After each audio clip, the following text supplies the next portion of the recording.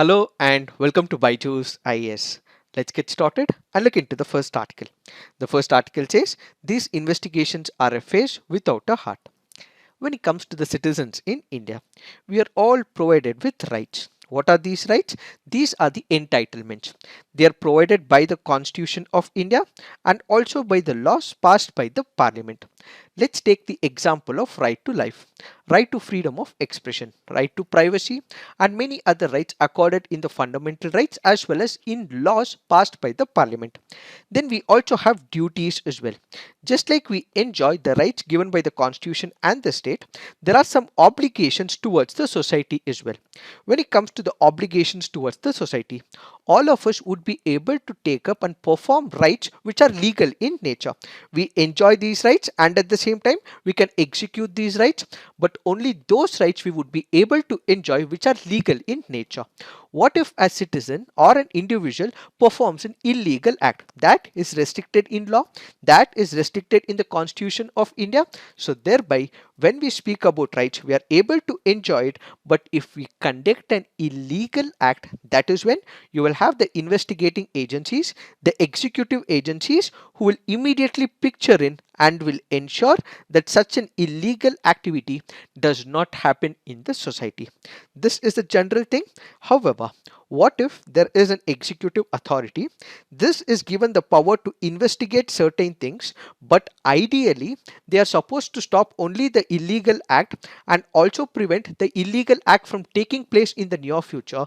But then if there are the legitimate rights executed by the press in India and also by the individual, the executive authorities, the statutory bodies initiate action against them, thereby violating the rights of the people. In such a case, these investigating bodies, the government agencies, are not accountable to the people and they are violating the laws of the land, says this article. So basically, this article here is speaking about some of the investigating agencies like income tax which have violated laws in the past and they are not held accountable by the government as well as by the laws in India. One such example this article speaks about is in reference to the recent case where some of the rights of the press was violated, and in many other cases the rights of the individuals with respect to this issue has also been violated. What is it? We recently had one of the investigations conducted by the income tax department where they visited the premises of NewsClick as well as News Laundry. What are these? These happen to be the news websites. What do the investigating agencies do? They go about and find out if there is any illegal action that is performed by this news websites. However, during this particular process, they have violated some of the rules and regulations established by law, says the author. What does the author say? When it comes to the income tax department, they would be able to perform something called as the survey as per the section 133A of the Income Tax Act. This is a legitimate performance right given to the income tax authorities. They would be able to stop if there is any illegal activity, but however in the present situation they have not complied by the rules and regulations and law as prescribed by section 133A of the Income Tax Act, says the author. What does section 133A speak about? When we speak about section 133A, if there is an individual, if there is a company, if they are performing one of the businesses or a particular profession, in such a case this income tax officials would be able to conduct a survey, inspect the books of account or documents, check or verify the cash, stock or other valuable thing or articles in that particular premise. So if they have to ensure that an illegal activity does not happen, they can conduct a survey. They will go to that particular premise. They will see if the books are in fine nature. They will see if the data given by the company is right or wrong. But whenever they are going to that particular premise to investigate, to survey that region, to survey that company, they have to do it within a prescribed time. What is this prescribed time? Let's assume for a moment there is a company which works from 9 a.m. in the morning up until 6 p.m. in the evening. So this is the prescribed time. That is the working hours for that company. So this investigating agency will have to visit the premise of that particular company only between 9 a.m. in the morning to 6 p.m. in the evening. They do not have the right to make the officials, to make the people in that organization to wait or in fact increase the time period after the prescribed time. So the author goes on to say, if you look into section 2 of 133A, it says an income tax authority may enter any place of business or profession referred in subsection 1 only during the hours at which such place is open for conduct of business or profession, and in the case of any other place only after sunrise and before sunset. So in this particular case of NewsClick and News Laundry, they violated this very law where they made these employees in fact extend their time and they were house arrested in that particular location. So what is happening here? The first question that the author is asking is, ideally they should have conducted this survey in that premise within the business hour, but why did they not conduct within the business hour? In fact, left the day next day on 2:40 a.m. In fact, they had to extend the timeline in NewsClick agency as well, ultimately violating the important section of 133A of the Income Tax Act. Next, the author is speaking about not allowing the news agency to contact the advocate. What happened? The investigation and the survey was being done in the News Laundry and the NewsClick agency. Ideally, whenever there is such a position, every single person has the right to contact an advocate for the legal opinion. But in this particular situation, when the CEO was being questioned, he was not allowed to contact the advocate. He had to hand over his phone to the officer. In fact, he could not take any legal advice during this particular survey. So what does this mean? It means that there is a violation of law. We have the Constitution of India. In fact, we have the laws as well, which says that every criminal, even if he is apprehensive, can seek for the legal advice. But in this particular case, when there was a survey conducted by the Income Tax Department, the CEO and the news website agency were not allowed to contact the advocates. So how is that the investigating agency confiscated the phone? Which law in India allowed them to confiscate the phone and in fact not allow these people to contact the advocate? This happens to be the second major concern. The third major concern is, once they've confiscated the phone, they asked for impounding this phone, confiscating this phone, and also asked people to delete their personal data. Now the question is, why should they delete their personal data? Why was their phone confiscated? What was happening in this particular premise? Did they have the legal mandate to confiscate the phone? The fourth concern the author speaks about is in reference to the freedom of press and privacy. On one side, it speaks about the institution of press. On the other side, it speaks about individual privacy as well. What is it about freedom of press? Ideally, when we speak about India, there are multiple executive agencies which do not want the press to work in full freedom. They may also have taken initiatives in the past so that this particular authority or the fourth pillar of democracy does not give some information to the people. So what do? They make sure that there are some rules that they can invoke to ensure that the freedom of press is not fully utilized. In the present situation, you have the investigating agency who go up to this agency and they also make sure while they investigate, conduct this survey, they are also ensuring that there is chilling effect imposed on the press as well.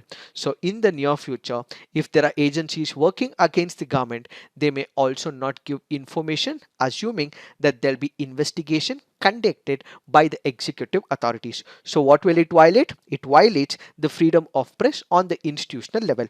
And when it comes to the privacy at the individual level, what is happening? There is confiscation of the phone.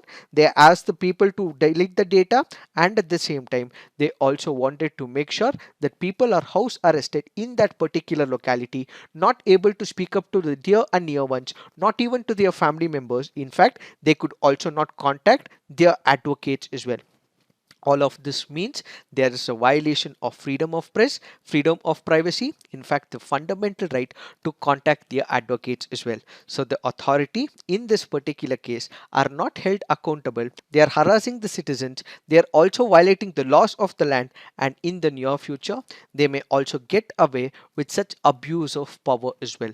In order to ensure that such abuse of power does not happen, what we have to make sure is that they respect the citizens' right, including the journalists, and we have to make sure that such authorities are accountable to their actions. So, this article here goes on to say that as of now, there is no accountability that is being sought from multiple agencies of the government of India, which is why we have to make sure that these are held accountable in the public forums. It is this that we have to understand in reference to this article. Now let's look into the next article. This article says CJI backs 50% quota for women in judiciary.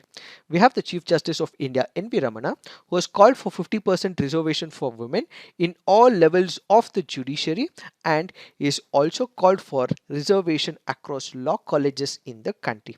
The Chief Justice said that in the past, because of the oppression that was enforced on the women, because of the patriarchal character of the society, they were the ones who were oppressed in the past. So, in order to empower them, what we require is reservation in the judiciary. Let's look into the statistics. In lower levels, women's representation was below 30%, which includes the lower courts in India, the district courts in India, and in high courts and in the Supreme Court, it is around 11 to 12%. So, this points out to the abysmal numbers that we have when it comes to the women representation in the judiciary. What are the possible reasons for gender imbalance? When we speak about the gender imbalance in the judiciary, this is primarily because of disproportionately lower number of women lawyers. They also face a lot of challenges when it comes to litigation as well. So that is because of the sexual harassment and the lack of supportive infrastructure. We had one of the cases where the ex-Chief Justice of India, there was an allegation made against him about the sexual harassment. This was given a clean sheet by the Supreme Court of India as well.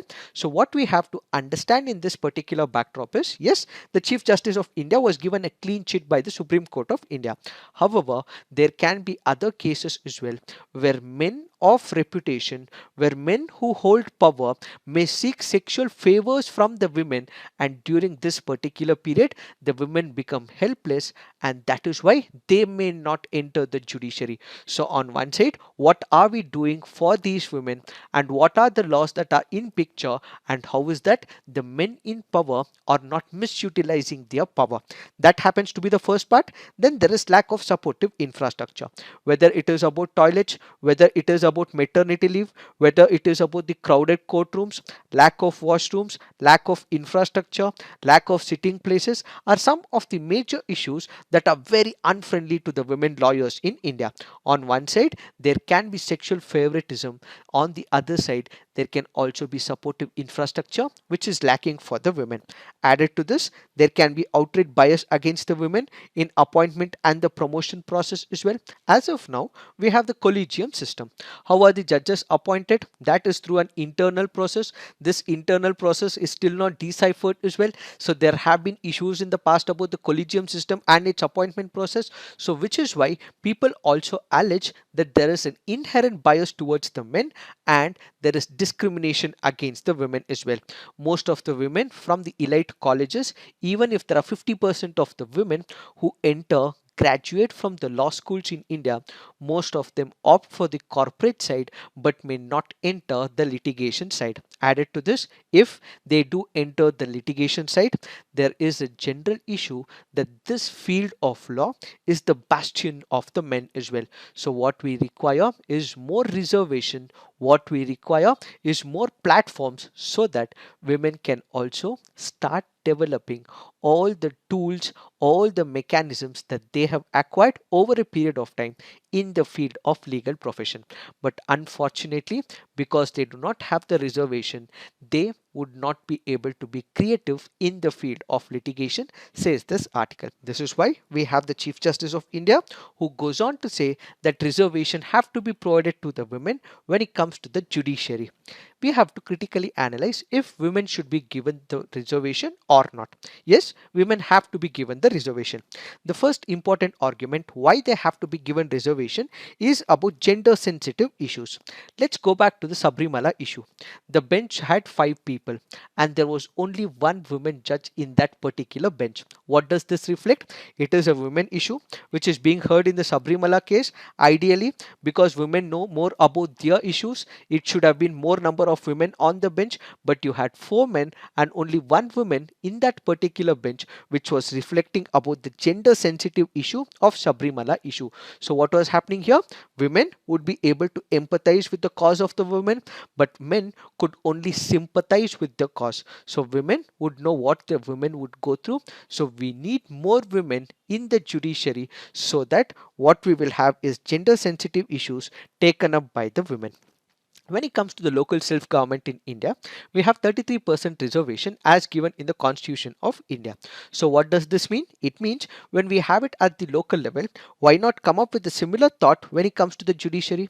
Similarly, we have multiple reservations given by the state governments in multiple lower courts in India as well. So why not initiate at the national level as well? So when we have the process already established, which provides a platform for them where they would be able to use and spread their wings and imagination in the profession of legal profession, we should also provide them a larger canvas at the national level. Then inadequate gender representation would also aggravate biases in the courts. We say that when it comes to India, we have to require what is called as the inclusive governance. What is this inclusive governance? It has to mean that you require people from multiple sections of the society. We have to include SC/ST, we have to include OBCs, we have to include the minorities, we have to include ethically different races as well. Added to all of this, what we require is more women from multiple states and regions in India. If the High Court in the country and in the Supreme Court, if we do not have the Supreme Court judges who are women, it means there is an inclusive model which is failed in the country, is one of the argument for coming up with the reservation for the women. So basically, lack of women in courts lead to the question of courts legitimacy as representation of the societies they serve, and equality of opportunity for women will also have to be given in the legal profession. Let me give you one of the examples to make you understand how gender sensitive issues will be important when women are part of this process. We had one of the important laws in India called as the Hindu Succession Act of 1956. One of the panelists in the law commission back then happens to be Justice Leela Seth. So what happens? She comes up with a recommendation that there has to be amendments introduced to the Hindu Succession Act where daughters' inheritance rights over the ancestral property will also have to be equal. So because there was a woman in the panel, she was able to speak about the inheritance when it comes to the ancestral property, and the amendments were made when it comes to the Hindu Succession Act of 1956. Not only that, Justice Leela Seth was also part of the 3-member Justice Verma Committee.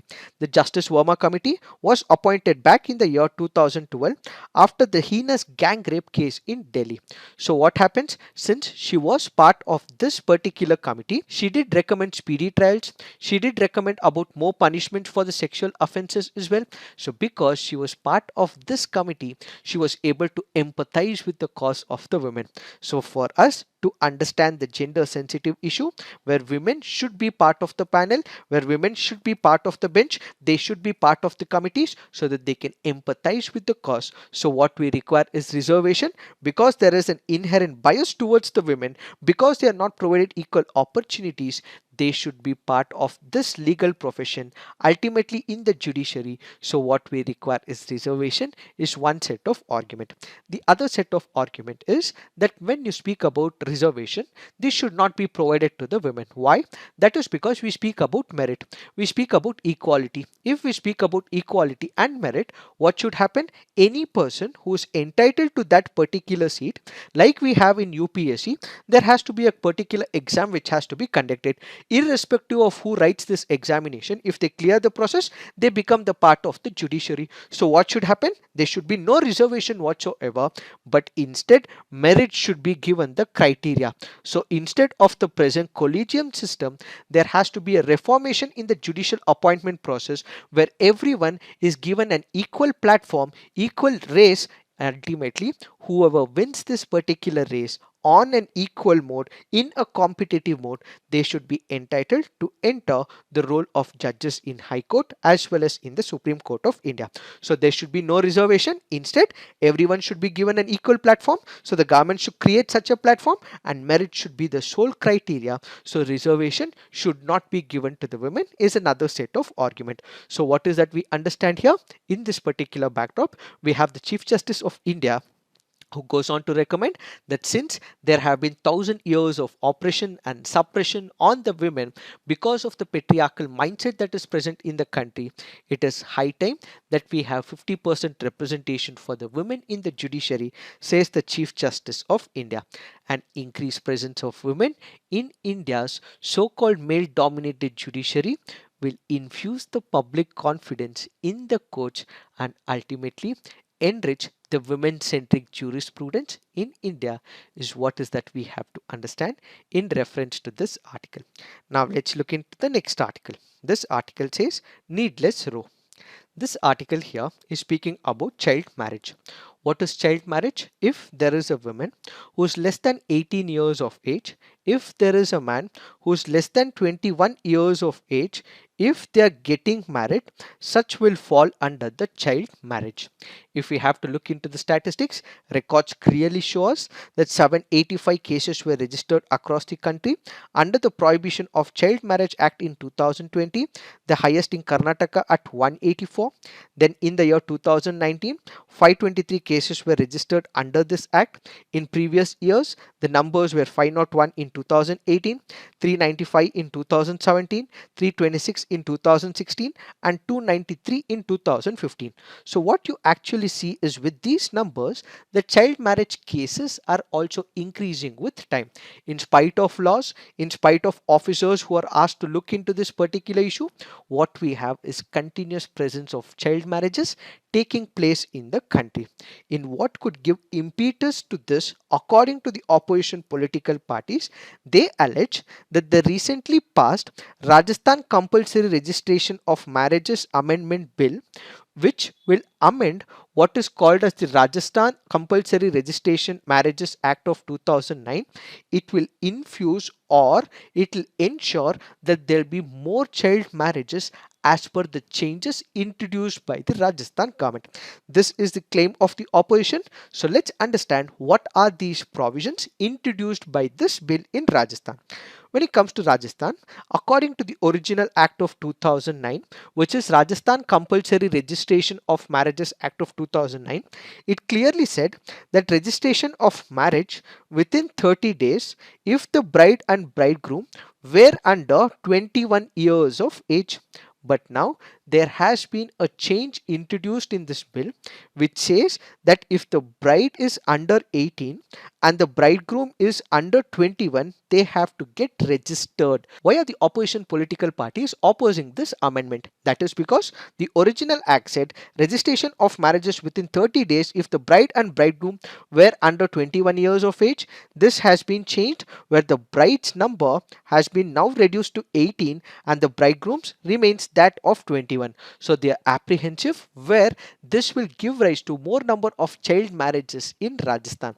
This is their apprehension. However, the author goes on to say that we have the Supreme Court of India in Seema versus Ashwani Kumar in 2007 directed all marriages in India should be registered. So it means that there has to be a voluntary registration of marriages. So whether it is child marriage or not, every single marriage should have to be registered. So the author in this particular case goes on to say, since this amendment to the original law has been envisaged by the Rajasthan government, there are also advantages, says the author. For the marriage to be validated, every single marriage has to be registered.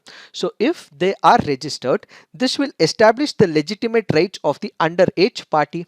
What does this mean? This means that since it is registered under the government law books, in the near future, if this particular marriage has to be dissolved, they would have the legitimate claim because it is registered under the state laws.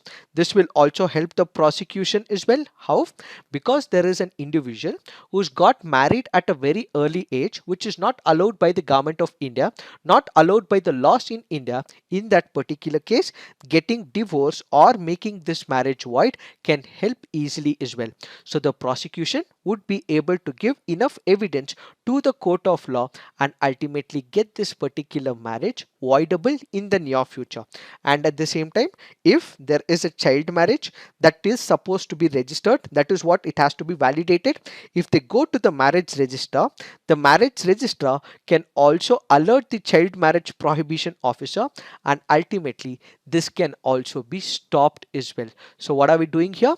We are not promoting child marriage, but instead these are all the legitimate means where a person who's entering into the wedlock against the very idea of child marriage can be helped as well, says the author.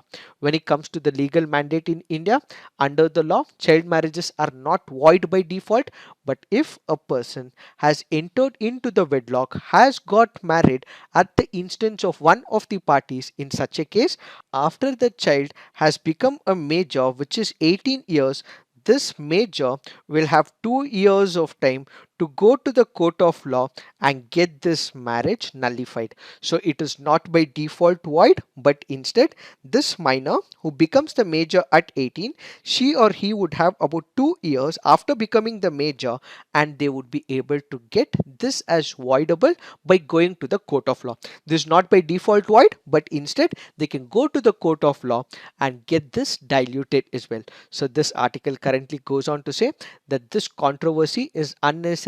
However, as per the Supreme Court order as given in 2007, it also has advantages, says the author. It is this that we have to understand in reference to this article. Now let's look into the next article. This article says flood management that cannot be watered down. The article here is speaking about floods that take place in the state of Bihar. What happens in the state of Bihar? We have Nepal, which is a higher riparian country. So what happens? There are multiple rivers which originate in the Himalayan glaciers. They originate in Nepal and ultimately flow into the state of Bihar as well. So during this particular period, it causes a lot of flooding in Bihar, and there is economic loss as well as loss of livelihood as well. What are some of the steps that can be initiated by the state government? What are the steps that has to be taken by the central government? What are the protocols that have to be followed by Nepal? Has been explained on 6th of August 2021 in an elaborate video, so kindly look into it. However, this article currently says that in the past we have the establishment of the Joint Project Office in Biratnagar. We also have the Central Water Commission, which in coordination with the Ministry of Jal Shakti has conducted number of joint investigations as well. However, what we see is Nepal's lack of prompt reciprocation in this particular region. We have the state government of Bihar, which has spoken to the central government. The central government has also spoken to the Nepal central government as well. But in spite of these initiatives taken in the past, what we see is lack of prompt reciprocation by Nepal, says this article. So this article basically goes on to say that there are inherent issues between India and Nepal, and all of this have to be sorted out so that flooding issues does not occur in Bihar. It is this that we have to understand. But the background to this has been explained on 6th of August 2021, so kindly look into it. Now let's look into the next article. This article says identity and public policy. This is speaking about the caste-based census. Should it be conducted or not? We have discussed about this issue in the past 1 week. So you can just go through this article, skim through this article, understand the comparison between the state of Kerala and Tamil Nadu. We have discussed about the pros, the cons, everything in the last 1 to 2 weeks. So we need not have to go through this, but for the sake of understanding, which can become of order, you may skim through this article. Now let's look into the mains practice questions. Government officials should be held accountable when their actions violate constitutional and civil rights. Explain the statement with relevant examples. Should women be provided reservation in Indian judiciary? Critically examine. If you have liked our initiative, please do like and hit the subscribe button. So this is it for today. Thank you for watching. All the best.